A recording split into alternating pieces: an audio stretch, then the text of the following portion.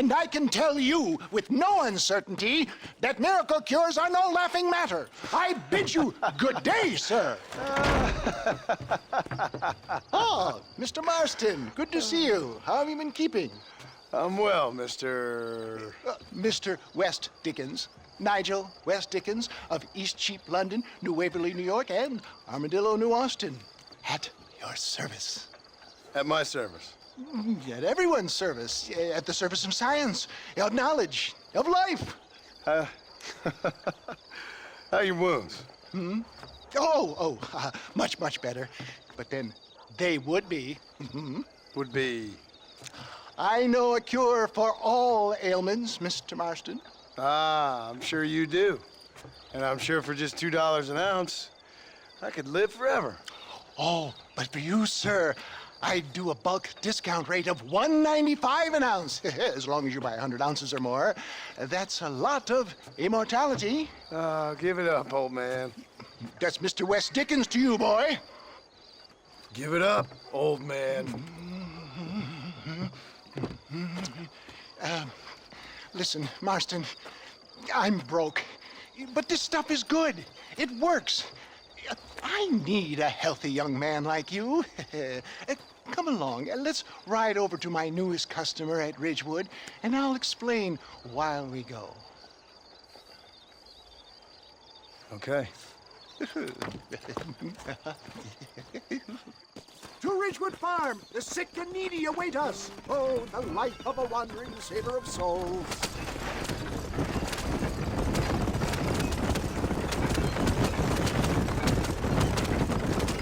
I heard about you, Mr. West Dickens. And I about you, John Marston. Hoodwinking the weak, gullible out of their hard-earned money. My dear boy, it is you who is gullible, if I may be so bold, for heeding such ill-informed scuttlebutt. You're as full of wind as a horse with a cub. I have been blessed with the gift of language, and for that I will not apologize. But the West Dickens elixirs speak for themselves. My thousands of happy customers attest to that. If my tonic is such a sham, how do you explain the fine battle in which you find me? Last time you saw me, I was knocking at death's door. You should thank the doctor for that. And I reckon you were acting it up worse than it was. Act I can, John. A more convincing Othello there has never been. And so shall you, a fair Iago or Cassio make. I don't like the sound of it. Showmanship, John. The flourish. The bow. We are operating in a competitive marketplace. Our product must stand out. And how does this involve me? We're going to use your God-given talents to our advantage. I'm really starting to I'll regret drop this. you off at the outskirts of Ridgewood. That way, it won't look like we came together. Once I'm set up, saunter nonchalantly into the crowd that is sure to be forming. Eventually, I will call you up to try my tonic. After extolling the virtues, I will have you perform a few feats of wonder to amaze and impress the queen. Such as? Oh, nothing out of the ordinary for a man in your line of work, I assure you. Best you alight here, dear boy, so no one sees us arriving together. I'll see you there. Be ready to enchant the crowd.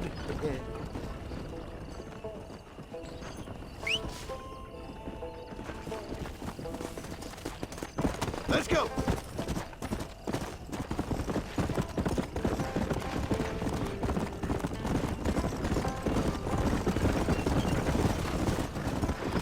Good to see you all, my friends. Prepare to be amazed. Friends, hard-working souls of Cholla Springs, gather round, gather round. Do you suffer from rheumatism, lumbago, acute chronic sciatic, neurologic, or inflammatory pain?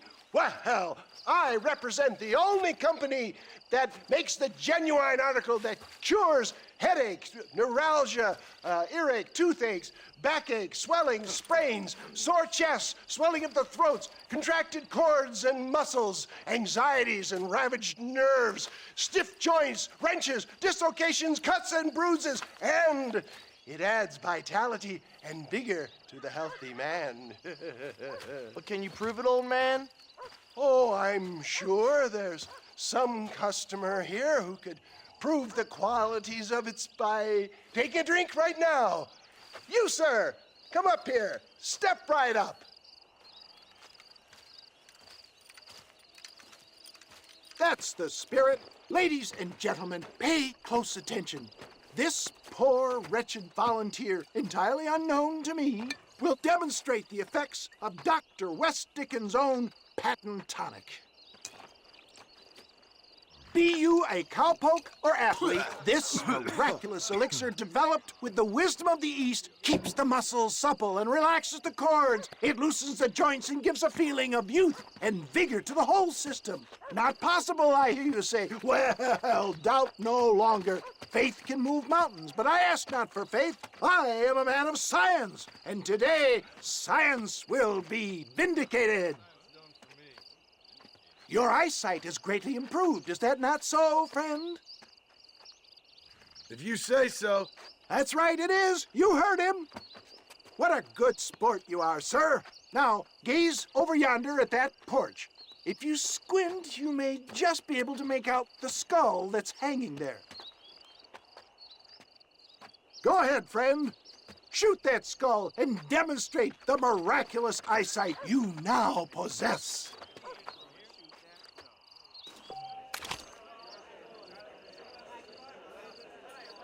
Remarkable! The eyesight of an eagle, granted by imbibing Dr. West Dickens' own patent tonic. Anybody can make that shot. This man is a fraud. If your eye's so damn sharp, why don't you try shooting my hat out of the air? My friends, our test case has been challenged to shoot a gentleman's hat out of the sky above our heads. You can fool these people, but you ain't fooling me. Right. Let's just see how sharp you is with a moving target. Get ready. He's about to throw it.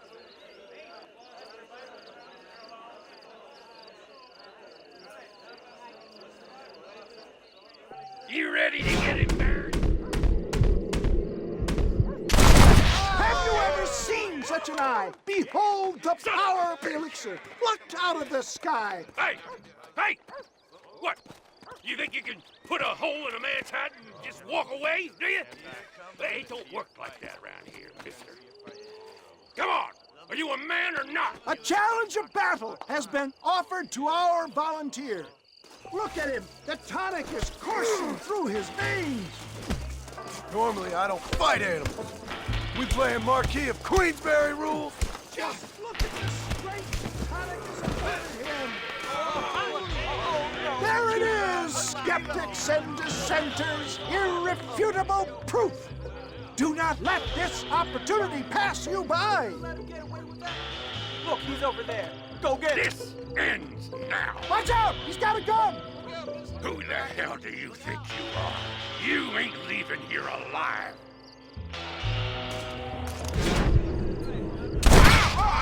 Marvelous shot, dear boy.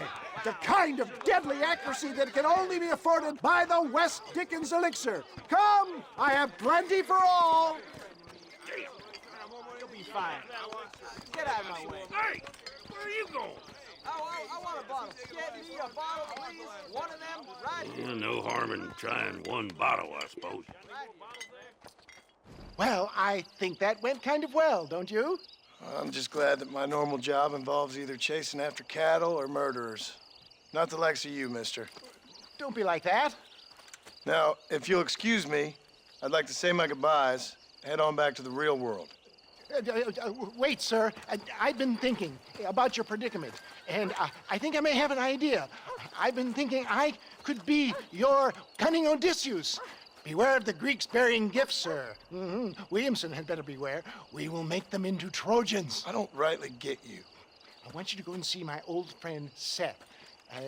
He can come across as a little curious, but I'm sure you two will get on. He's most often found at Coots Chapel. He's very devout. Why see him? Because between him and me, we can get those gates to open for you, and you can walk right in, just like in Homer's great Trojan yarn.